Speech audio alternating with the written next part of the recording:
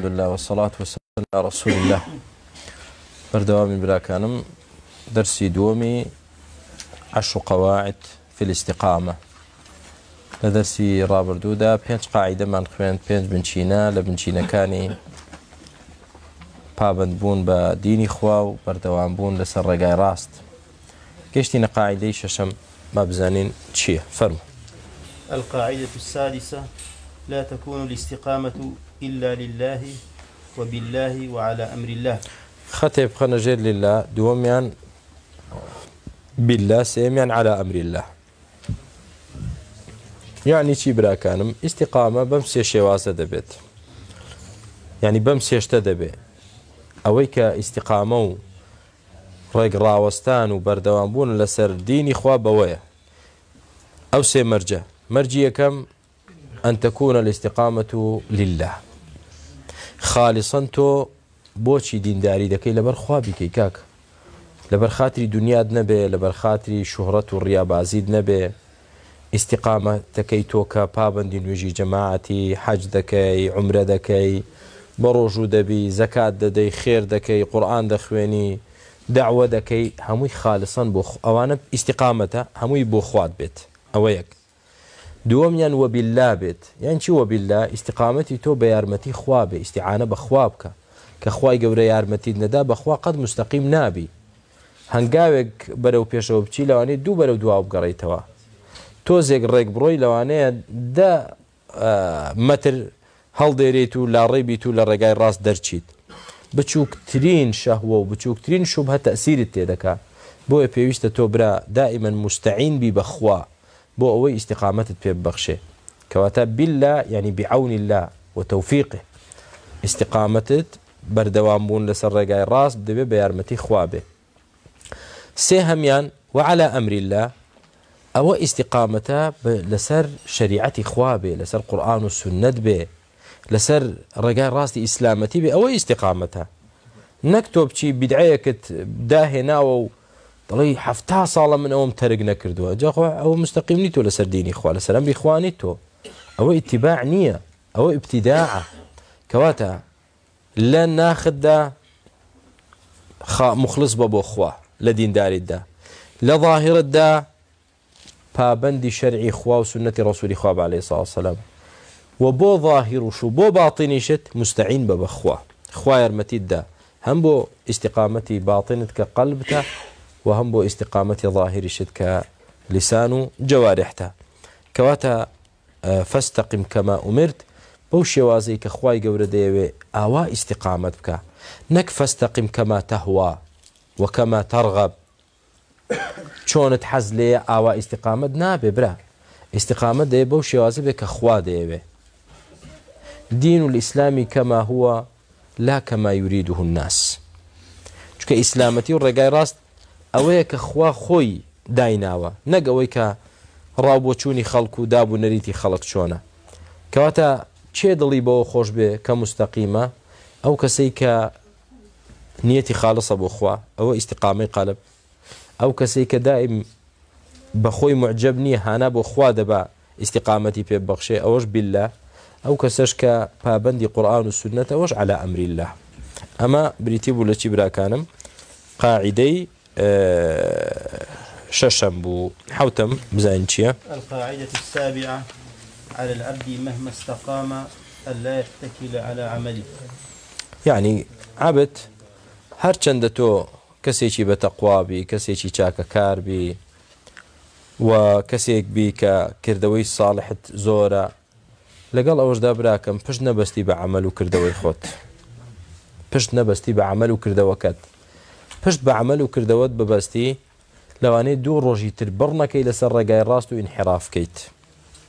بۆیە پێغەمبەری خوا عەلەیهی سڵاتو وسەلام دوعای دەکرد: یا حەی و یا قەیوم برەحمەتیکە ئەستەغیث فلا تكلني إلى نفسي طرفة عين وأصلح لي شأني كله. لێم نەگەڕێی بۆ نفسی خۆم ئەی خوای پەروەردگار، خۆت هەموو کاروبارەکانم بۆ باش کەیت. لا تكلني إلى نفسي. کەواتە برا بە عەمەلی خۆمان نەخەڵەتین، بەڵکو پشت بە خوا ببەستین، داوای یارمەتی لە خوا بکەین بۆ ئیستیقامەتمان پێ بدات. ابن القیم زان فەرمووی چی؟ وفي هذا المعنى يقول ابن القيم رحمه الله: والمطلوب من العبد الاستقامة وهي السداد، فإن لم يقدر عليها فالمقاربة، فإن نزل عنها فالتفريط والإضاعة، كما في الصحيحين من حديث عائشة رضي الله عنها عن النبي صلى الله عليه وسلم قال: سددوا وقاربوا وأبشروا، فإنه لن يدخل الجنة أحدا عمله. قالوا: ولا أنت يا رسول الله؟ قال: ولا أنا، إلا أن يتغمدني الله منه بمغفرة ورحمة. الله أكبر. فجمع في هذا الحديث مقامات الدين كلها، فأمر بالاستقامة وهي السداد والإصابة في النيات والأقوال والأعمال. وأخبر في حديث ثوبان: أي استقيموا ولن تحصوا، واعلموا أن خير أعمالكم الصلاة، أنهم لا يطيقونها، فنقلهم إلى المقاربة، وهي أن يقربوا من الاستقامة بحسب طاقتهم، كالذي يرمي إلى الغرض فإن لم يصبه يقاربه. أنهم لا يطيقونها يعني شيء أو شيء تواوا اشتيك حذفني ليرة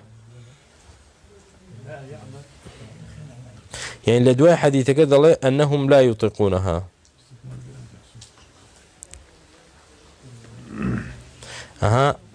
دو شارحة دان راوة دو خط وكو ناقص لو ديرو ديري بيش خوي ناقصة كيوانيا استا اوي نيوان دو ناقصة كان مخوينوا.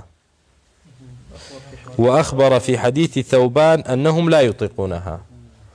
فرمي لحديث ثوبان بيغمبري خواه صلى الله عليه وسلم خبري بيدان كنات وانن سطاسط استقاميان هبه بلا من نيوان دو ناقصة كتشيا حديث ثوبان تبيد لك كامية ما بس كامية لحديث ثوبان بوي أو بوشي وازا بيخوينوا.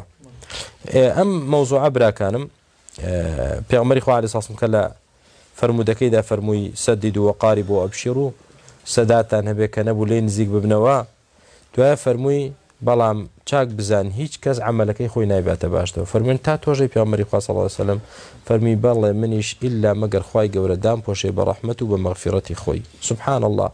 جاك أوابله تواوكاته تشيتر هي دواي پیامبری خدا علیه الصلاة والسلام أونده مغرور بعمل وكردوي خوي بله تواو من عملكم كافية نو والله كافينية نو والله عملي إيما قريتي لا دوكلو لا غلطو لا هلادو لا زلو لا نقصاني ولا عيبة خوا لمان بوبريو سلف رضا إخوائي قوريان اللي بيدا فرمون لولا ستر الله لافتضحنا أقر ستر إخوائي قورينا بي إما هر أبرو مان دشيت يعني السلفي صالح وعنود بي إما دا يبلين برا كانم بوي بعملي خومان ننازين دل من خوش بوي كالحمد لله إخوائي قوري من خوش ديو إسلام من خو لهمو دينيك زياتر في الراستو رقاي خوا من قلتو تبر برام نقل وجدا خو من بمقصر بزانين من خواي قورا كالرحم وفضل ومغفرتي تونا به والله إيما ناتوانين يقمتر استقامة مانها به بويا اعتماد نكينا سر عمل مان شكو بيغمبري خاصة صلى الله عليه وسلم فرموي ولن تحصوا ايو ناتوان او استقامي صلى سلطانها به شكو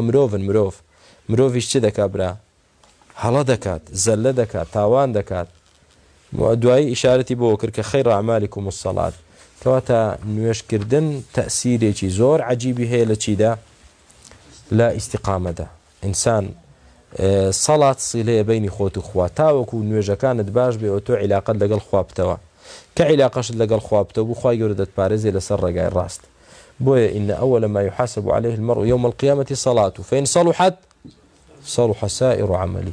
سبحان الله. يكام مشد محاسبتك لسري نوجا كان نوجا كالتوابو أواني ترتموي بباش دبي إن شاء الله. قاعدة هشتم القاعدة الثامنة ثمرة الاستقامة في الدنيا الاستقامة على الصراط يوم القيامة. يا الله كمهمة كعظيمة أم ثمرة يبرأ برهمي استقامة برهمي استقامي دنيات شيا برهمي استقامي دنيات شيا كدنيا تو مستقيم لسر رقاي الراس بردوان بي برهمكي شيا الاستقامة على الصراط يوم القيامة برهمكي ويكتو براكم لسر رقاي الراس لسر پردی صراط ده پریتو زور به اسراحت برو بهش دروي برو رضواني خوا دروي فمن زحزح عن النار وادخل الجنة فقد فاز. يعني قورترين نعمتها يعني اوه ثمره كي كواتا زور كرتي كرده و پختي كرد بلام همو خيرك براستي ما هي ثمرة الاستقامة أو لماذا نستقيم وما فائدة الاستقامة؟ سودي استقامة شكاكة تو وادكيك إما شو روج بدري جاي تمن واعبد ربك حتى يأتيك اليقين بو سودكي شيء طلين لدنيا دا صراطي مستقيم هيك خواي جور داومان لذاك على سريبين بدايتكي إيري نهايتكي بهشت أو برد الصراطي سر جهنم دريش كراوي أو صراط مستقيمي دنيايا من مشى على الصراط المستقيم ولم يخرج عنه مشى على الصراط المستقيم يوم القيامة ولم ينزل عنه ودخل الجنة وفاز برضوان الله كدنيا لا ندي لسر لاقى الراس لا ري نبي ونخلص كي لسري بخوال سر بردي صراطيش نخلص كي تدبري توشي تبهشت بويا أو رقا راستا لدنيا دا قدري بزانة فابندي با لسري بردوان بنهايتكي بهشت إن شاء الله